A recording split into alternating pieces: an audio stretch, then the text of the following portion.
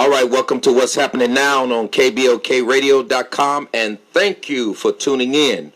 We have an awesome show for you today, and everyone should be listening. So right now, I want you to text or call 3 people, 7 people, 8 people, 10 people, how many people you have in your circle that you can contact right now and tell them to tune in to What's Happening Now on KBOKradio.com.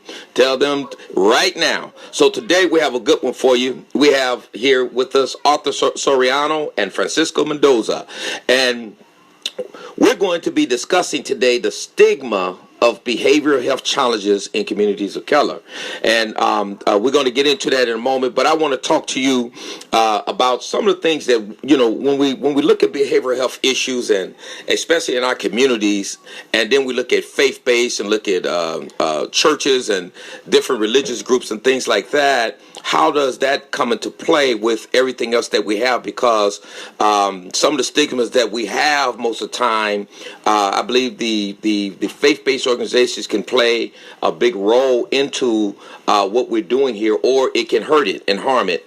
And so, one of the things that I found is that, faith-based approaches can support mental health and well-being by providing spiritual refuge and renewal to the whole man. So we talk about dealing with his spirit, his body, and soul, or mind, if you want to say that. So like for somebody like myself, who's a pastor, so on, faith in Jesus Christ is one way or another our highest concern. That's what we try to lead people to, and our primary objective of that is to change lives. And so when you're talking about behaviors, we want to change those behaviors, and that means to change their values, to change their attitudes, to change their beliefs, to change their behaviors, to change their relationships to significant persons. I, as a pastor, have no problem working side by side with behavioral health agencies, providers, and programs treating the church members with mental illness. Because one of the things we have to understand is that probably the pastor will be able to identify that when you talk about dealing with congregations and people that have behavioral health challenges and mental health issues. The church can really play a role in it, in identifying it and being able to connect these individuals to the resources and the help that they need. So now when we talk about behavioral health providers and programs and different things like that, if they use their medical training to find solutions to the truly organic difficulties that affect attitudes and behaviors, I believe that faith-based organizations and behavioral health agencies would see great success in helping the behavioral health challenge. So if you would like to join us in this conversation, I want you to call 619-919-4745, because I want to throw that in there before we move on, because we do have some lines, and then if there'll be some other lines that we can open up for you also. But the main line we want you to call is 619-919-4745. All right? So now, increasingly, we are seeing spiritual principles incorporated into the holistic model of disease prevention and mental health, behavioral health, and wellness promotion.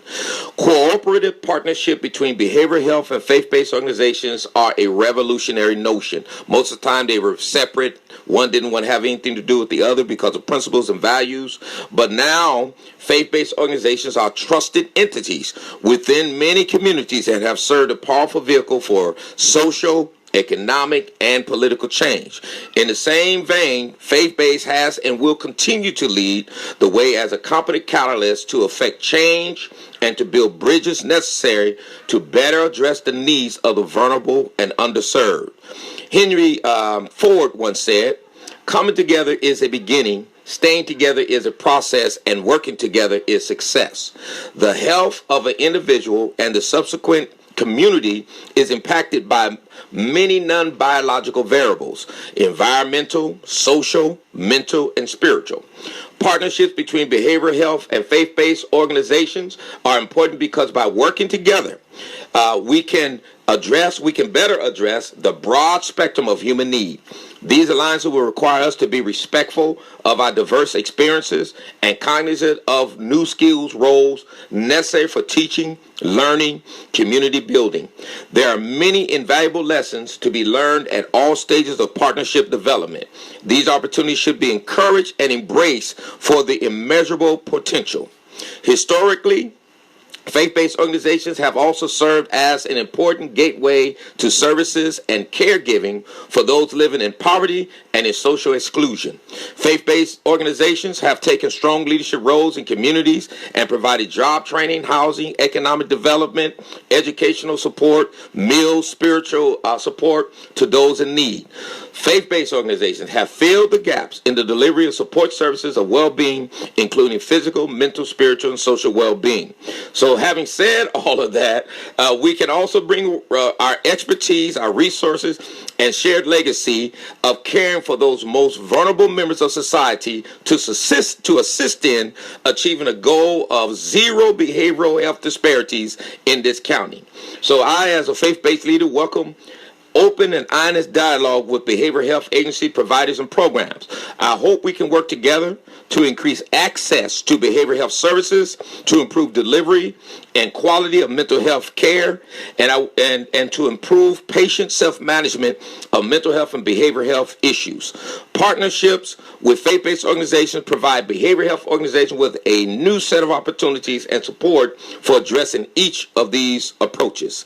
So now, I want to move on into our discussion to talk about these behavioral health challenges in communities of color and dealing with that stigma that we deal with.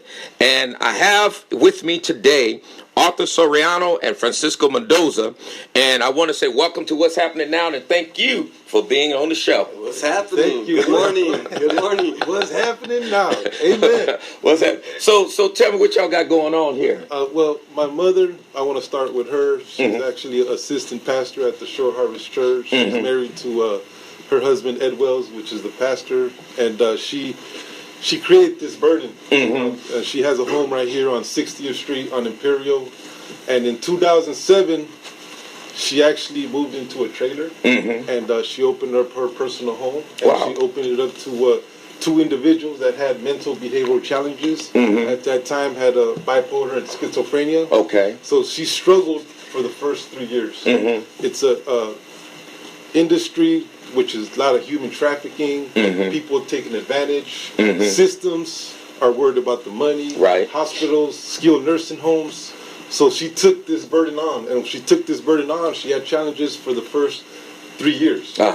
Then God, he began to open up the doors, creating relationships with social workers and hospitals, and they seen that she was genuine. They seen that she was genuine, and she started just filling in these homes. She has an apartment complex right here on Ocean View. Okay. She has 4 apartments right there, and she has a house at Parkbrook in Paradise Hills, and she has a home right behind Northgate, where Beta's at. So the need is high, right? But everyone stays where they're at because we have a family atmosphere. We show that love, that compassion, and that building that trust. So we've had people there living for the last 7-8 years, and they don't want to go nowhere. They don't want to go nowhere. That's where they want to stay. So we're able to create that safety zone and show love and be there for that population that no one attends to or no one's concerned about. And it's a real issue. It's a real problem. And we need to bring light to it. Okay, so for our listeners, just for our listeners' sake, we want to at least, and we'll start with Francisco. Tell us a little bit about yourself and what you're doing these days. Well, I'm currently a gang expert, prison expert. I work with the Public Defender's Office on gang-related crimes. Oh, cool. I'm also involved with other movements here in San Diego. Actually, People Over Profits, we started here in San Diego. Mark, with Mark Bartlett. Yes, Mark, whoop, whoop. People Over Profits team. Thank you. Awesome. Yeah. So anyways, so my life experience has been, out there, in the community as one of the labeled or stigmatized as one of the problems in the community. And so I ended up spending a significant amount of time away, you know, and during that time I was very fortunate to have some mentors in my life that helped me utilize my strengths and turn my life around. And so that's what I learned to do, and I actually started programming while, you know, away. Developed a program that actually is still ongoing today. I've been home about almost 7 years now. How much time did you do? In total, I did 28 years. That's a lot of time. It was a career. Thank God, turn it around. So it really gave me my pathway, you know. Regardless of what your past has been, the day you decide to change it is the day it's going to change. Regardless of what you believe in, I mean, how many times you've been in jail, I mean, how many times you've overdosed, diseases, the whole shebang.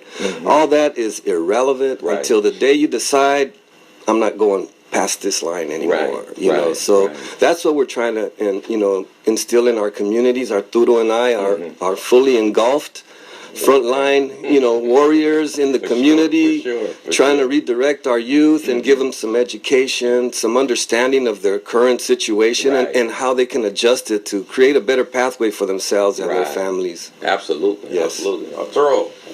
Well, I'm started a movement with the community mentors in City Heights called Youth Empowerment.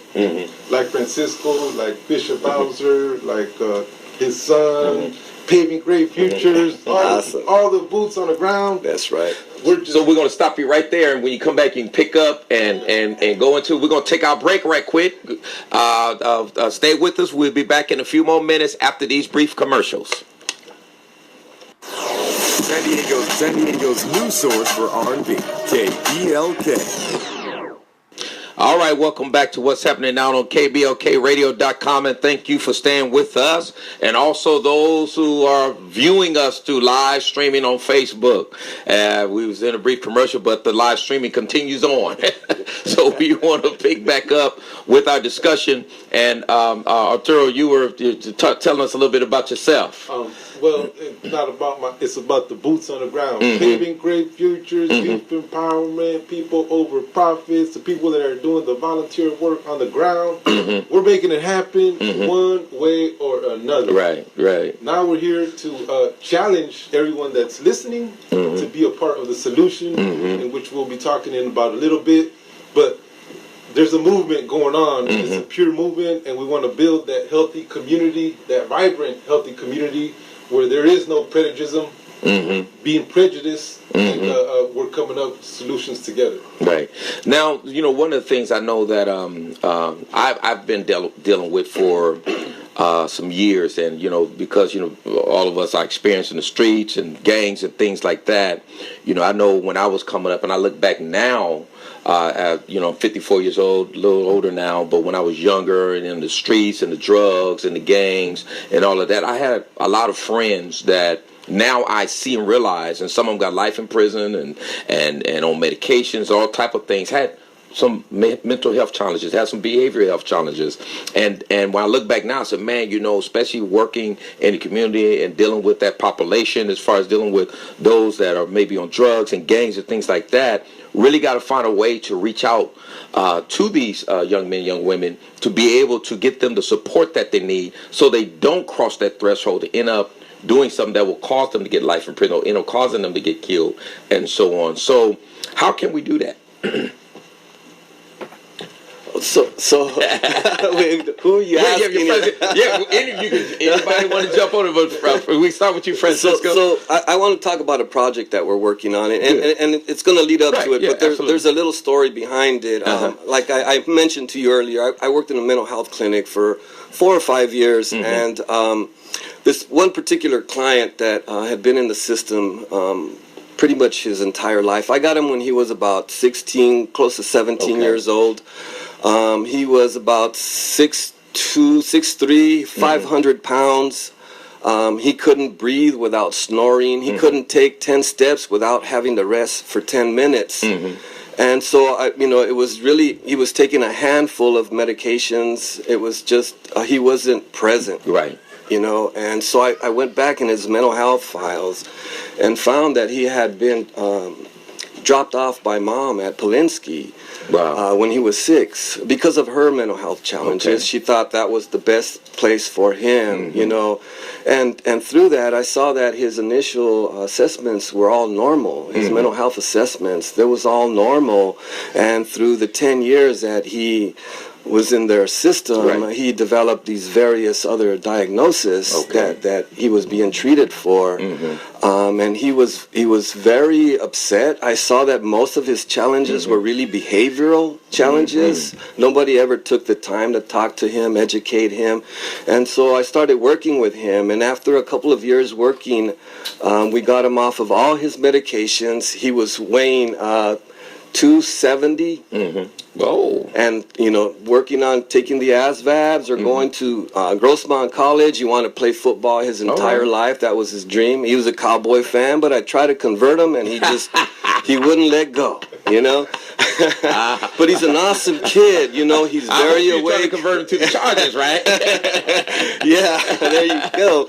And so he actually now is really, a prime example. He's a poster child of the possibilities in our communities, what we can do for our own if we just get involved. It's hands-on. Right. There's actual systematic challenges in our communities that really direct our youth in directions that become unhealthy for themselves and their families. So we want to educate them on those pieces as well. Right. And so this kid right here, he went through, like I said, the foster care system, crisis homes, hospital beds, suicide watch. You name it, the kid had been there. Wow. Yeah, Wow. It was so sad, and he ended up living in these ILF homes, and so I started noticing where they kept bumping him around and stuff, and he was always complaining about the food and the respect, and nobody really recognized him like as a human being. Wow. And so I started looking into what was going on with him and saw the need for a specific type of housing for a specific targeted population for a specific age group. Okay. And so Arturo and I work with this population in the community throughout San Diego County. Right. And we came together, put some curriculum together, and developed a home, and we're going to name it after this youth. It's going to be a full wraparound home for youth. We're hoping to get at least 20 spaces. Okay. To start out with, Mi Casa Corps stepped up. They saw the need as well. They just stepped up, man, and opened their doors for the possibility of developing this type of programming that is much needed in our community. Right. And so we're going to have full service in-house wraparound teaching, not only interviewing skills, how to get a job, but how to keep a job, budgeting skills, how to get around on public transportation, the attitude adjustments that we need, to educate them also about those barriers that we find in our communities. All of that, the whole shebang, and preparing them for independence, self-sufficiency. And most homes don't want that. They want to keep their clients in the house. We want to boot them out there, and then for them to spread the love as well. Get on their own, and so on. Yes. This is an innovative approach.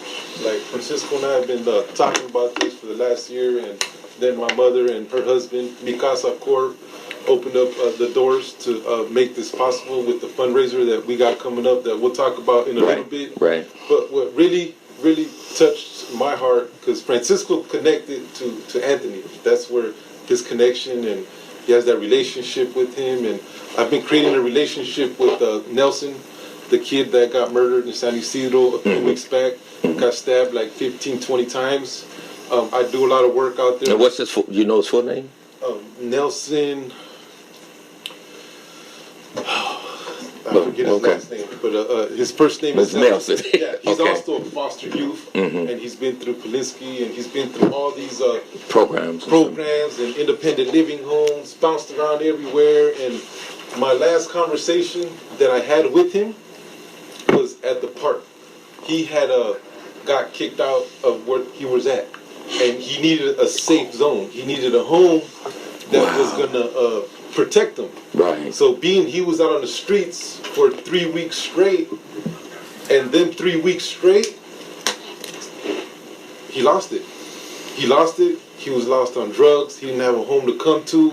So in order to get stabbed 15 to 20 times, he must have got somebody real mad, and that murder happened in an aggression manner. Man. To where not having a safe home at the time led to his death. Right. And that's amazing because one of the things I have a nephew right now that have some behavioral health challenges and mental health needs and so on. And he was going through a drug rehab program, about 6 months. He was in the program for about 6 months. And, he was up north, and this guy called him the N-word, so he slapped him. And he was in there through court order. A couple of weeks later, he felt that the program was just keeping him there for the money and really wasn't working on, like Francisco was saying, so he can transition and, be able to, he was like, hey, they ain't telling me nothing. So he put in a 30-day notice that he wanted to leave.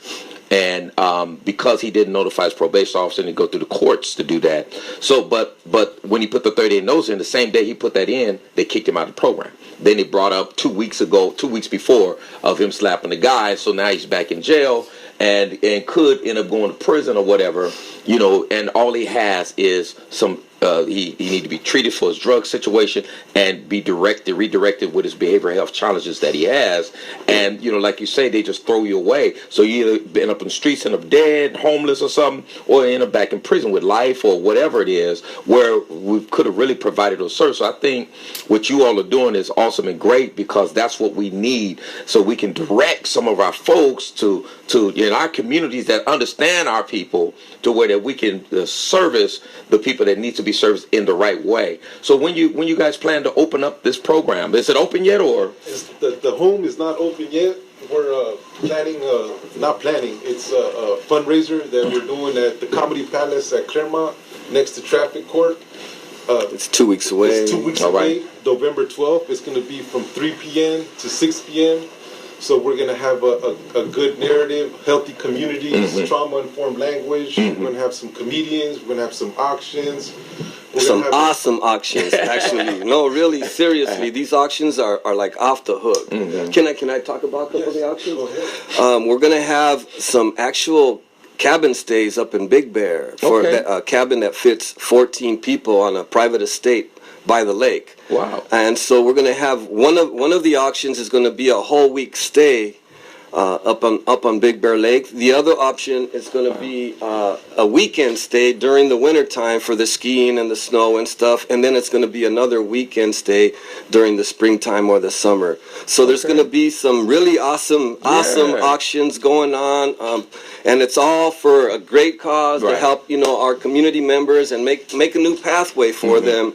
And we really need everybody's help right now. Absolutely. We're right on the line, and we need the community to get involved with this particular fundraiser. And go ahead, Arturo. You want to mention some of the other auction items as well? I'm going to give you the complete lineup. Awesome. Right? First, my parents are going to speak. Then I'm going to give a brief history of how Mi Casa Corp was originated, their history. Dana Brown's going to come and she's going to do a presentation on healthy communities and how we could prosper as one. Then we're going to have auctions, not only auctions to the Big Bear. We have 4 of them that we're auctioning off, but we also have raffles. Cool. We have restaurants, food, beauty parlor, private party, gym memberships. Wow. We have all kinds of individual things that we're going to raffle off. We have a good comedian. It's going to be a Greek buffet, unlimited, and that comes with the show. So the prices are $75 a piece, or if you buy 2, it's $100. Okay. But it's in full support of what's going on. Right. And we want to make this happen. We're being innovative. How can we make this happen? And we're still looking for sponsors. If you want to be a contributor, if you can't make it, maybe you can buy a ticket and give it to one of the youth so they can attend. But we're really seeking some contributors to help with Anthony's house and Mikasa Core. Actually, he didn't mention, but Mikasa Core actually has 85 beds that service right now that service the mental health population in the community, and they actually service the individuals that most places don't want to house because of their behavioral challenges, you know, and so we actually go out into the community and outreach, you know, for the homeless downtown. And as you all know, you've probably been downtown and had, I think there was just an earthquake. Right? Was that an earthquake? Oh, something. Oh no, it was our cameraman tripping over the. Yeah, our cameraman is having some technical difficulties. So, wow, man. So, you know, when we look at this and we talk about what you guys are trying to do, and I know, and I was sitting here thinking, especially when you deal with communities of color, and these various programs that are out there that really don't understand how to deal with people from our communities, and we look at those challenges. You know, what can we do to address these challenges that we face, as far as when you're dealing with behavioral health challenges and the programs that are lacking the experience and understanding of our communities to address. I know we deal with implicit biases where everybody have their biases. So like you have a behavioral health issue and they're in a program where they really don't understand that individual because of race or culture or values or whatever it is. And like I was sharing with my nephew, then they just kick you out rather than really trying to understand you and understand that culture and so on. So how do we deal with those challenges?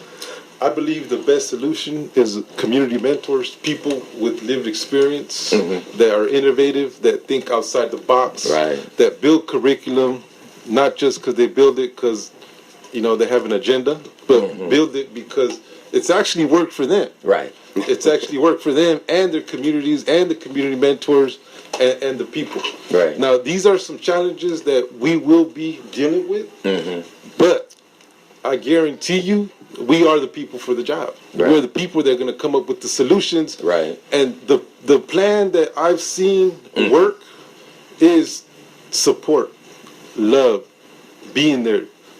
Not just in all these other programs where, you know, they ask the question, it's like no connection, no nothing, just cold-hearted. You're just a number, a case, just a case. Just a case. But just showing love.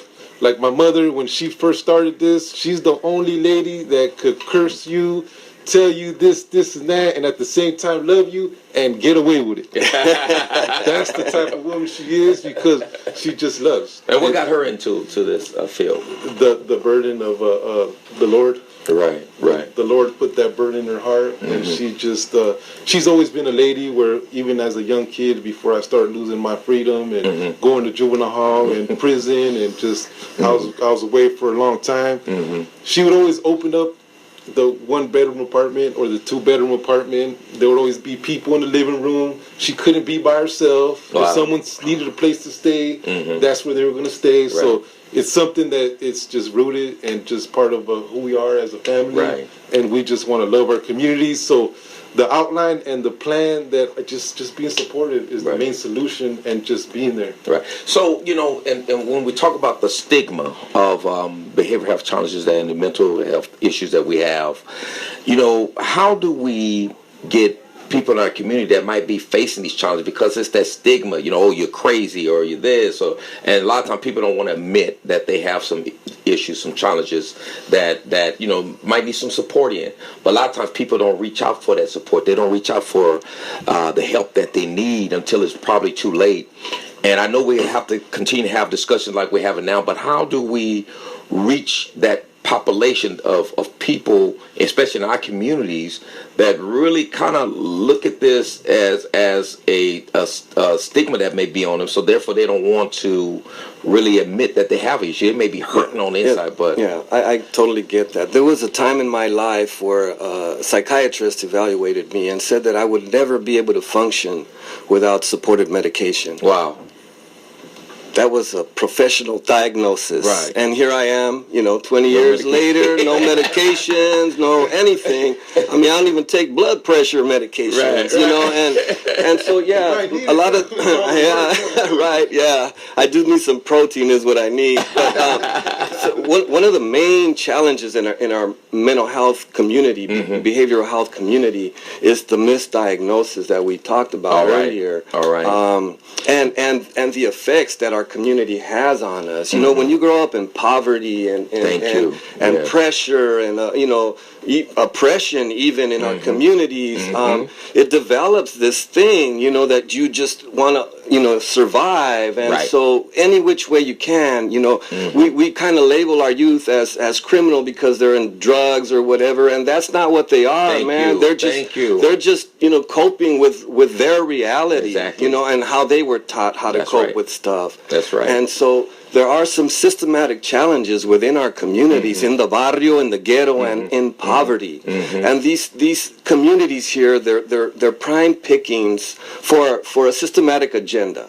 Right. There really is. Right. It really wasn't a war on drugs. It was a war on poverty. That's right. And there was an agenda behind that as well. That's right. And so, Nixon started it in it started during the gold rush. During the gold rush, when they found gold in California. That's right. All the corporates, the Mongols or moguls, they wanted to build a railroad. So how are we going to build a railroad without paying for it? So they targeted a population, that utilized opiates, that they smoked opium, but opium was in every other elixir, cough medicine, whatever medication was available, it had opium. It was okay, but you just couldn't smoke it. If you smoked it, then you became a criminal, and then you became a slave. And so it really goes back to the 13th Amendment. Right. And I want to do a little plug-in. On November 5th, we're going to be showing the documentary, The 13th, on the People's Lot. I saw that several times. Follow us on Facebook, People Over Profit /SD. Come on down. We're going to have a panel of professionals to educate our community on what's really going on, what are the real challenges. And so they recruited this population and turned them into slaves. Most of us believe that slavery was abolished, but if you really read the 13th Amendment, it was not abolished, it was transferred into corrections. So corporations figured this out about 30, 40 years ago, where they can build their own private prison system and lease inmates from state, local, and federal agencies to go and produce their products. That's right. And so this war on drugs happened again in 71 when we were in Vietnam and our military was being depleted. And so it was really a war on poverty to get more soldiers, more military. And because if you oppress a people, you create warriors. That's right. So they want to siphon you into the military. But if you don't follow the duck, then you're still a warrior and you end up in another spot, and it's called the prison industrial complex, and it's all for profit. And so we're trying to educate our youth and teaching them without knowledge you cannot make an informed decision. That's right. And so we have to educate our community on what's really going on and why. And so a lot of our youth they're labeled mental health, and they're not. They're just surviving in the stressed out. I wanted to do a shout out to the Olongo family in El Cajon. We support you 100%. We're there for you. That's another example of how mental health is treated in our community. Law enforcement approaches you and scared to death because of how they were brought up and how they were trained to treat our community. And so the first thing to do is, it's a problem, we got to make it go away. And so that's what they do. And instead of dealing with the real challenges, and another earthquake just happened. Oh my goodness. Oh my gosh. Absolutely. So, I know one of the things I was thinking as you were talking about this, and we look at our behavioral health challenges when we talk about poverty, one of the things you always say, you can't address crime unless you address poverty. Exactly. And a lot of what happens in our community is about survival. It's about dealing with that poverty. It's about what, like you was talking about, that oppression. There's so many variables that when we look at in our community, in a sense of an individual way they may be acting at a certain time, like you say, talking about those misdiagnoses. I remember when I took this class, and it's like linked to psychology or whatever, but one of the studies that was done, that there was a psychologist that tricked one of his colleagues, a psychiatrist, tricked one of his colleagues. He sent 10 perfectly normal people to him, and he ended up diagnosing all of them as schizophrenic. So when you talk about the misdiagnosis, that is for sure. And I think, I believe that one of the things we probably, if we can create a kind of environment that, like other environments that are stress-free, where a person is not under all this pressure and oppression and discrimination and poverty, all these variables that are involved, we can eliminate a lot of that and get a person really focused. You won't have so much of the behavioral challenges and problems that you have. And I think that, we really got to get to a place to where that, like programs like what you all are doing, where we can really start addressing, because what happens is they start professionalizing everything, right? Yes. So to do something to help somebody, you got to have this degree or whatever. And then, like, if you've been to prison, if you got a felony, things like that, there's certain certificates you can't get. There's certain fields that you can't go into. But like Arturo, like you told me, you totally qualified and to get in there and help folks because you've been through it. You've been through it. Francisco. You can read the degree on my card there. All right. Mendoza Consulting. The degree behind my name? QBE. A QBE. What is that? Qualified by experience. All right. Keeping it real. Keeping it real, man. 28 years in prison kind of teach you something. You know what I mean? That you can't get nowhere else. Not in a book or anywhere else. Yeah. As a gang expert, I get challenged by, prosecution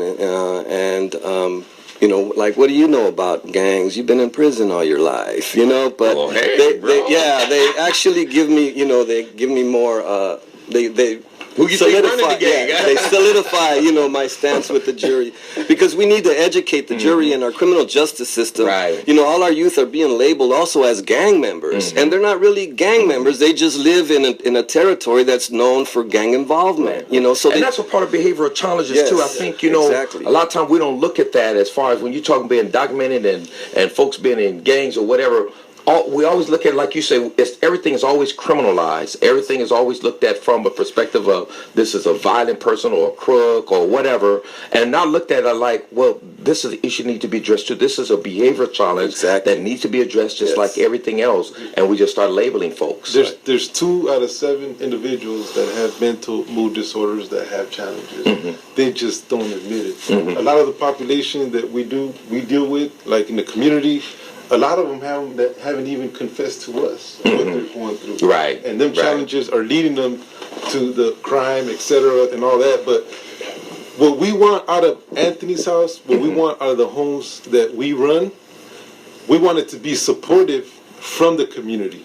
We want it to be ran with the community. We want the community to come, open up the doors to the community if they want to give a pair of shoes, a pair of pants, shirt, a turkey, a meal, go to one of the homes, pick up a client, and take them and go get a bite to eat, something that they normally don't get done because they don't have the funds and the means to make it happen.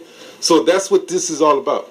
This is the community coming together, understanding the needs and the challenges and the stereotypical behaviors that are just thrown out there. Now, I just wanted to express real quick that I've seen doctors, I've seen administrators, I've seen owners of skilled nursing homes. I've seen them come into these homes. I've seen this doctor, there was 26 clients in this home. And he came and he did a request for medication, and he got that done in 15 minutes. Wow. So how can you actually, in 15 minutes, be able to sit down with the individual and see what their need and write prescription pills? Right. That doctor made a lot of money that day in 15 minutes. Right. Because the more he's prescribing, the more that's coming into his pocket. Right. So, and they ought to make a law against that, you know. And our community has got to be educated in the sense of not allowing that to happen. I remember my son got in some trouble when he was young, and juvenile courts had ordered him to get therapy. And so family therapy, so we had to go through this, the family therapy. But one thing I let them know right at the beginning is like, that you're not putting him on any medication. You know, as simple as that. We're not going that route. And so I think we got to stand up to those type of things because they just want to medicate you. Well, you know, it's no different from them going out smoking a joint or whatever when you start doing that. You know, the pharmaceutical industrial complex is huge. Yeah. I mean, huge. They pretty much run everything, you know, and they're the ones that they give kickbacks to the doctors that prescribe their medications. Right. You know, they also, the same pharmaceutical companies that put, you know, all these genetic changes into our food that cause, you know, diabetes and heart disease and all those diseases, and then there's something morally wrong with the same company producing the medications to treat the diseases that their food causes. And you and not only that, but in order to get good healthy food, you got to practically be rich or have a lot of money or grow your own good healthy organic foods. You know, it's not available in our communities like it should be.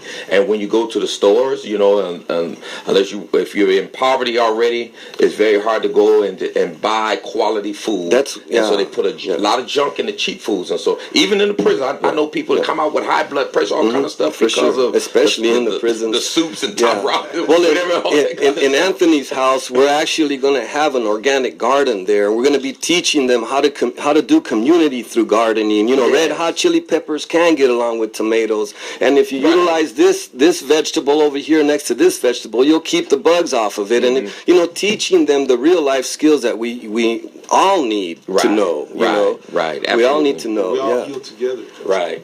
So how do we make behavioral health care challenges a major priority in communities of color? We have to keep educating our community. We have to keep educating. I mean, like you said, go to the churches and provide a space for mental health education for the families. That would be really awesome. Arturo and I, we hop around all over the county, the different programs, just giving, you know, our life experience. We're qualified by experience, you know, and so peace.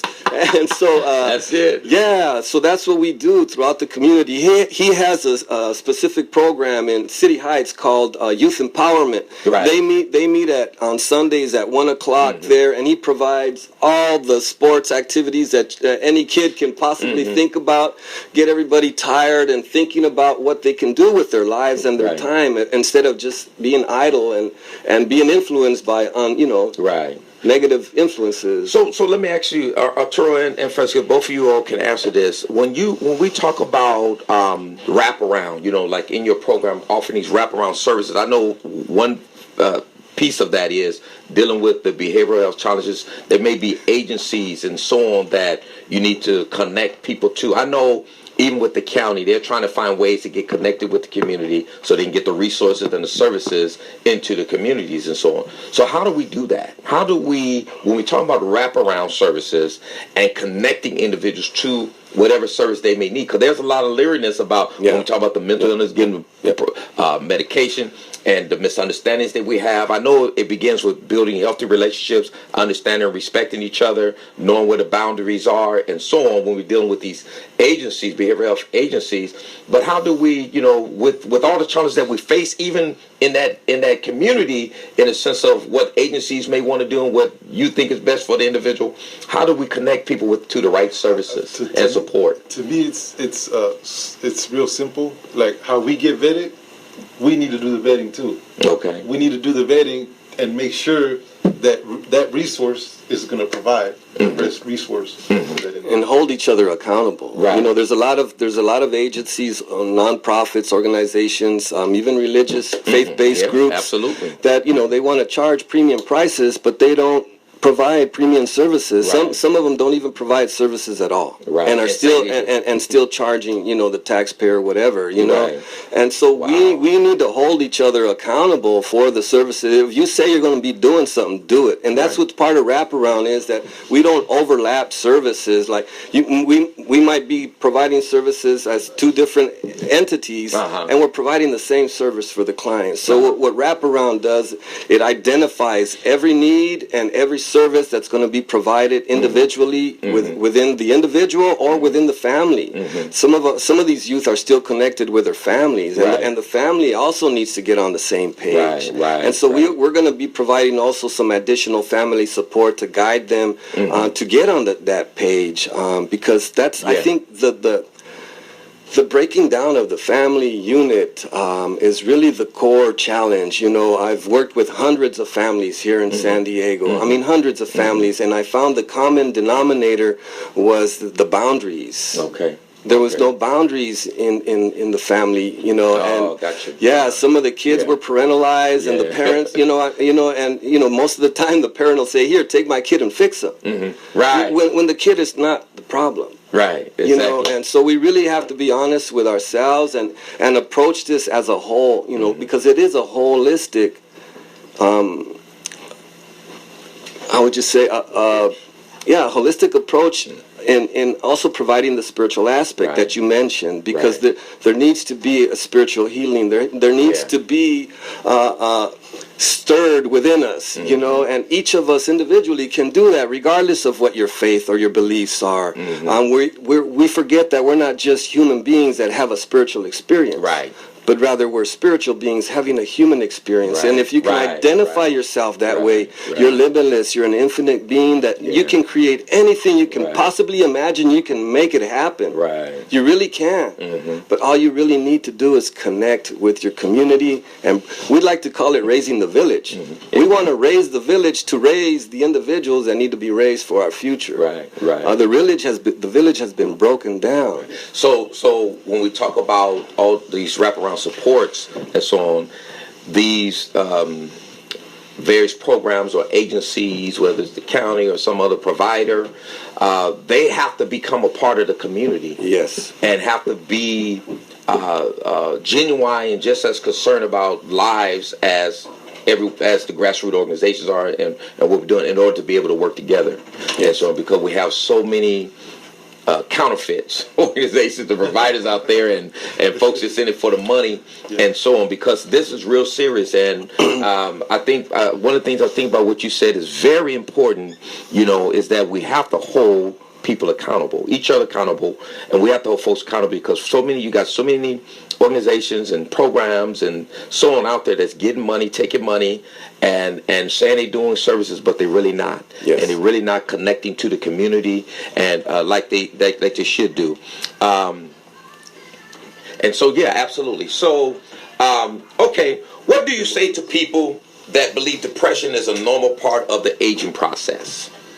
What do you say to them? Yeah. Oh my gosh. Well, education, like I said, really. I mean, like, I'm an old guy. You know what I mean? and I ride my Harley. I mean, that's my therapy. I mean, we all. So we'll have to accept that. Yeah. That's we all need to address our own individual challenges and be honest. When I came to my aha moment, when I woke up, we call it woke from People Over Profits. It's to be wise. To be observant, to be knowledgeable, and to educate. Okay. Woke. Okay. And when I woke up, I realized that I needed to make some drastic changes. There was really no avenue for counseling or anything while you're away. There's people with that label on them, but they don't provide anything. You really have to do it yourself. Yeah. And I think that's what gave me the strength to look within myself. And the more I did that, the more I saw myself in my colleagues, in my college, where I was. And really, we all had the same struggle, the same challenge. The struggle is real. Wow. Let's do something about this, And so we did. We put together a program that addressed the gang mentality and the criminal mentality, because it's really just like an addiction. And we approached it that way. We developed some programming, and Arturo mentioned developing curriculum for our youth to understand the real situation. But the same three components that you find in every substance abuse, you find it in the criminal mentality and in the gang mentality, which is the obsession, the compulsion, and the progression. Now, let me ask you something in regards to behavioral health challenges when we talk about dealing with behaviors.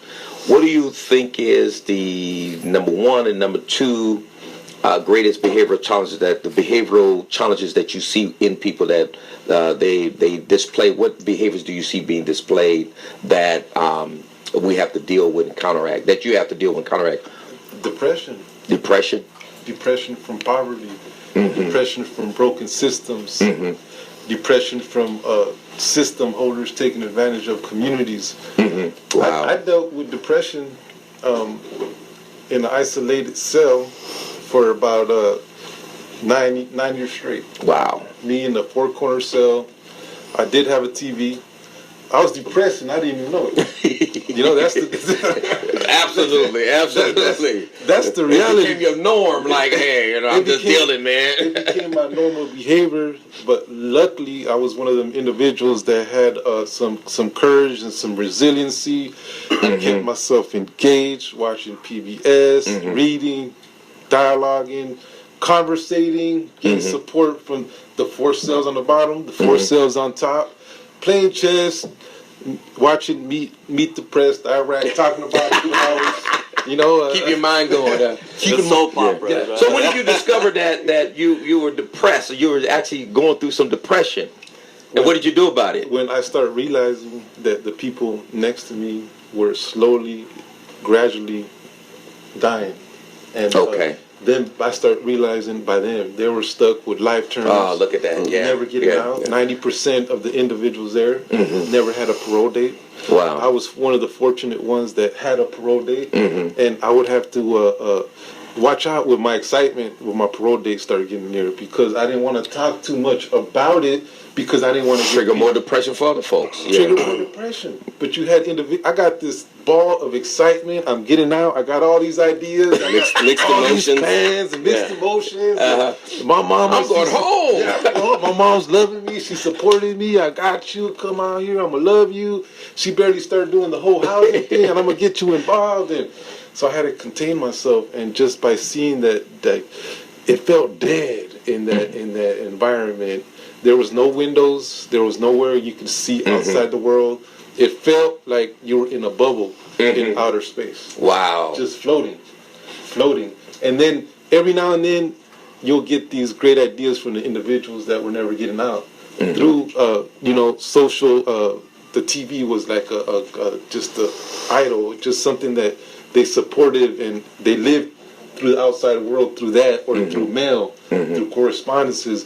And you'd have all these sharp individuals, man, like that could be historians, teachers, scientists, businessmen. The conversations that they would have. I know if they would be blessed with an opportunity to have a date, they would change their lives.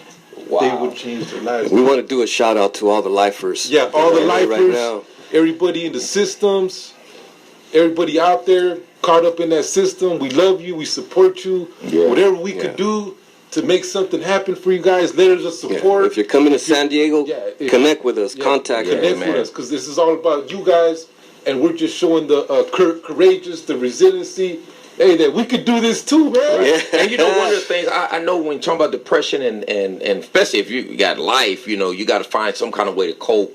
And I don't know if this is the case, but this is my kind of assessment of it. Because I got a homeboy that's doing life in prison, and I talked to some of them. One of them I didn't know that he had life without the possibility of parole, but we were talking, and so when you coming home, man, so I'm working on it, blah, blah, blah, blah.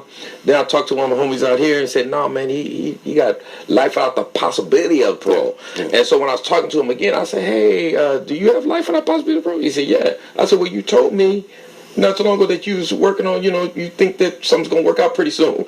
And he said, well, I've seen other people in here that had life without the possibility of parole. They got it. So he was trying to give himself hope, trying to give himself that little hope to survive. Because man, yeah, once you lose hope, it's a done deal. Yeah, you got to have hope in your life. Yeah, and you mentioned some of the challenges that we had in the community with the youth, and aside from the mental health challenges that he Arturo explained with depression and the anxiety, as well.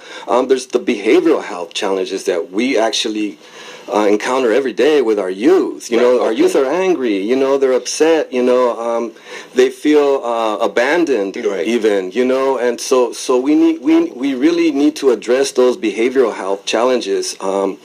Because it's the resentments that you grow up with. It becomes anger, and it just pushes you in a direction where. And let me just say one thing, just to our listeners, we're staying on for about 10 more minutes, so stay with us because we're not going nowhere. We're going to continue on with this conversation, so stay with us. Sorry, Francisco, we'll go ahead, my brother. One of the processes that we had to go through to find ourselves was asking all the right whys. Why did I end up with my situation was a three strikes offense, a 37 to life offense. Wow. If it wasn't for this one judge that saw something in me that I had not seen in myself, and he actually saved my life. Wow. He scratched my third strike and allowed me to come back, and he said, if you are the individual that I see, then you're going to come back and make a difference. That really stuck to me, and I needed to see what he saw. Right. So I started seeking it. And why that? I knew it had nothing to do with. I wasn't dumb or stupid. Right. So it had nothing to do with intelligence. I realized through my processing that it was all learned behavior. Right. And so when you address that and you really educate the individual, but that you are empowered to make your own destiny, you really are. Right. Right. Then that kind of liberates them from their anger, their resentments, their guilt, the shame. A lot of feeling trapped. Yeah, exactly. And I think about even myself. When I was coming, I don't know where I got the thinking from, but in my community coming up, being engaged, things like that. My thinking was always that, man, the way you always talk about the system, the way they're going to hold you down. You can never be anything, do anything, because the system is always going to be against you. That was my thinking until I went to junior college, and I was looking at all these classes and all the different things I could be, and I all of a sudden had an awakening, like, wow, I can be whatever I want to be, and I think a lot of times people just don't see the potential and the greatness, the goodness that is in them. And that's why their behaviors are they're misguided or misdirected and going in a negative way rather than a positive way, because they don't see in them something that's good and positive, and it's good that the judge, he spoke something about you, made you start looking within and thinking like, wow, there's something good in me. And that's the way you see. There's the same thing with our kids. You know what I mean? What I do, I focus on their strengths. Yes. I really look into them, who they really are, what they're really into, what their passion is about, and then I build it from there. Right. And I teach them how to transfer those skills, because we capture some skills on the streets that, you can't get in no college. That's right. And you can utilize those skills and transfer them into a productive way where you're going to be a contributing member in the community. You're going to prosper as an individual and as a community member. And that's what we're inspiring our youth, man. It doesn't have to be the way it's been. Amen. That's it does not have to be the way it's been. That's right. Arturo, isolation, right? Because that's been a part of my story, right? But you understand that? Yeah, no. Isolation could bring depression. Isolation could also be very powerful, because during that isolation period that I was in, fortunately, I was isolated, right? Because while I was isolated, then that I want to be what I want to be. I could be what I want to be. When I was in Pelican Bay, I finished 2-3 courses short of my AA or AS, and so. But that was simple, But that was just something to grab a hold of. But that isolation created a lot of knowledge within, and like I said earlier, them people that are in prisons, there are some smart individuals, and we're here talking about mental behavioral challenges, Anthony's house, Mikasa Corp, but there's a need. Right. We want to create a system for you guys coming out. Right. In collaboration and partnership to create a healthy community for you guys. Right. That's what the purpose of this is all about. So that's where my passion out. But for me, on an individual level, when I was able to understand my mentality, when I was able to understand that I think this way because of this, learned behaviors, personalization, quick excitements, playing victim stances, all that. Once I was able to understand my mentality, then I was able to transform that into transferable skills. I was able to heal from the trauma and the isolation trauma that I was a part of, that I was in a depressive state, then becoming resilient, and just in all this process, and I could speak for Francisco, I could speak for you, Bishop, that all this community work that we do, it's personal healing. Yeah, it's amen. I know that's it's community right. Yeah. therapy. And it's community healing as well. It's community healing, community therapy, and we're all healing together for a healthy vision and a healthy community. Right, and bringing everybody into it, those that need the healing and need that process and so on, because it does something for you, that's for sure. So one of the other things that we also provide is recovery coaching. People that are seeking recovery. I'm also a drug and alcohol specialist. Okay. And so we provide the added tools for specific populations, like people that are gang affected or people that are in the streets. Right. We add that extra component to help them in their process in recovery. So we also provide that. One of the other services is to educate juries, for the gang members. We teach them about trauma-informed care, and it's not just the action, the crime that was alleged committed, but also what led up to all that in this individual's life that allowed him to think that this was okay. So educating the jury is also a mitigating way to help mend our community. Yeah, because I think, and when we talk about education, especially in that sense of dealing with juries and the community and so on, is because there's a certain narrative out there about certain behaviors. Yes. And we got to change that narrative, because a lot of times the narrative is this person is not safe, or the community is not safe with this person. Yes. Being in the community.